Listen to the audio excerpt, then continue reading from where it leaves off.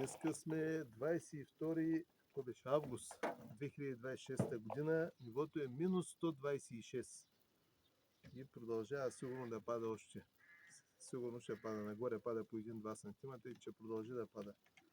И навсякъде става много плитко. Сутринта на Дунава има много водорасли. Увличат варицата, не става риболова, обаче тук тъй се хвана някой риба. Сега да видим, ще се видят ли. Как пляскат, нали? Те не виждат ли се? Виждат се, ето го живарника. Скачат. Пак е добре. Защото някои хора само дойдоха на разходка да видят тук с лодката, какво правим и си заминаха. И нищо не можаха да хванат, ама ние хванахме. Пък тук има и едни помощници. Де сте, бе? Пишио. Няма да видим помощниците къде са. Помощниците помагат много на ловенето на рибата. Значи времето е хубаво, топло, слънчево, имаше вятър сутринта, вече няма много вятър. Съхранението на рибата.